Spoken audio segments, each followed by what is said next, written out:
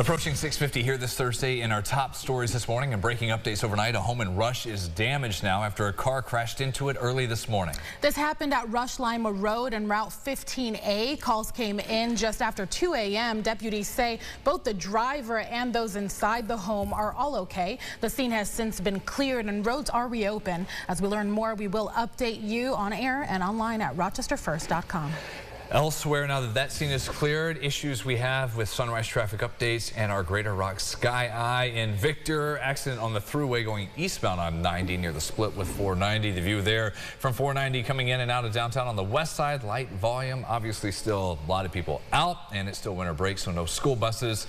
And all the expressways around the metro are clear at this moment. Back to our headlines as RPD needs help looking for leads after a man showed up at the hospital with a gunshot wound Christmas Day. He showed up at RGH around 5 o'clock. Police say that man in his 30s is expected to recover from his gunshot wound. Officers still trying to determine where exactly the shooting happened. If you have any information that can help, you're asked to reach out to Major Crimes or 911. Authorities are looking into a string of car break-ins over the last 48 hours. All around the county, the latest issue RPD tells us 11 cars broken into on Park Ave near the Park Lawn Apartments. That was around 5 Christmas morning, just a couple of hours after more car break-ins at 2 churches. We were at the apartment complex yesterday afternoon hearing from neighbors as that parking lot was still covered in glass. One man who witnessed the crime as it happened told us this. They basically were about to break into a car that's still over there that has a smash in the window, but they didn't actually get through the window. And when I yelled at him from the window at 5 in the morning, he kind of loped off over to this car that was waiting for him. We also heard from this man outside. He's lived at the complex for more than 2 decades, and he's never seen anything like this. You know, I don't worry about the material. I worry about being safe and all of that, you know, and things, material things should be replaced, you know, and, you know, it's aggravating, it's time consuming and all that, but I guess it's disheartening just to know that this kind of thing happens, you know, and I realize that it's an imperfect world, but it happens. You know, it's done on Christmas Day of all days. They got together and spoke, helping each other to start that cleanup, looking at the damage, and they hope those who are responsible find other legal ways to get what they are after. At St. Joseph's in Penfield Tuesday afternoon, deputies found 13 vehicles had their windows smashed with items inside taken. It happened between 2:30 and 3:30 in the afternoon during a Christmas Eve mass. A silver 2019 Kia Sorento was stolen. Hours after that, around 1 a.m. Christmas Day, more break-ins at Marianne Cope Roman Catholic Church off East Henrietta Road. Deputies also investigating there. And a similar theme. More cars with their windows smashed in, more items stolen from inside. Although it feels like it could be the same thing, deputies say there's no indication that these cases are connected at this point. All are still under investigation.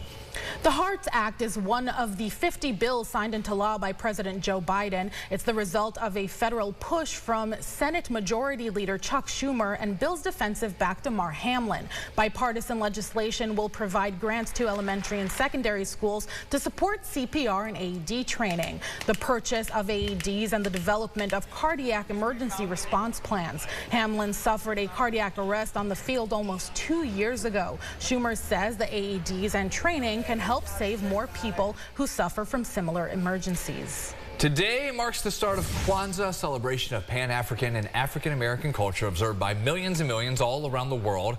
A candle is lighted each day to mark a different principle. To open festivities here in Rock City Hall, we'll have the first of 7 days of culture events at 4 p.m.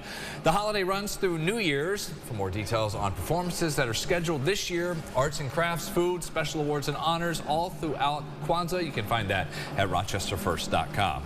Tonight is also the second night of Hanukkah. Last night, those celebrating gathered at sundown for the annual menorah lighting in Washington Square Park in downtown Rochester. The menorah is a 9-branched candelabra that is lit during the 8 days of Hanukkah. It symbolizes the miracle that occurred during the re-sanctified Holy Temple in Jerusalem thousands of years ago following a revolt. 1 day of oil lasted 8 to keep the temple alight. Because Hanukkah really is, it's about publicity, taking the message of religious freedom, of the struggle for that which is good and just. Even if the struggle seems to be difficult, it's against the odds, but the faith that God will come through for us and help us do the right thing and accomplish the right thing. The lighting was to celebrate the first night of the Jewish holiday. Hanukkah will be celebrated for the next week. Tonight, there are 2 more lightings in our area. First, the Fairport Menorah lighting ceremony will take place at Village Hall starting at 4:30. There will be music, latkes, donuts, and children's goodie bags available. And starting around 6:30, the Henrietta Menorah lighting ceremony will take place on the lawn of the Recreation Center. So here's a question about timing after Christmas. Once you're done with your holiday celebrations, what do you do and when with your tree? Rochester city officials will talk to us this morning explaining this further, but for now, families in the city are able to retire their tree by putting it by the curb on your trash pickup day. You can also drop them off at the county's Eco Park. Every town and village has its own drop-off location. The full list is available on rochesterfirst.com, and always remember to remove all decorations first. There was a very special delivery on Christmas over at Highland Hospital.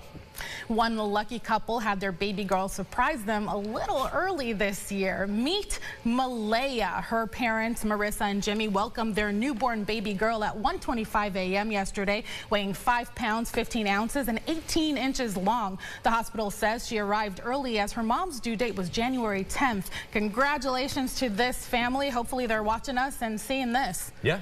That is a tax credit on this year's returns, isn't it? Yeah, I went through that as well, yes. They squeezed it in the baby. Yep, there you go. All right, final forecast for people head out here. Hey, I was right there. Got a good I had point. a December 20-something baby. That's right. Yes, do not forget that line there. That's true. You do have a dependent in the family. 8-day forecast. You see numbers do a nice climb here by Friday. We're near 40, near 50 by Saturday, but we get there on Sunday. And here comes the rain. Yes, rain on top of snow this weekend. We'll have updates on your weather news coming your way at 7:25, everybody.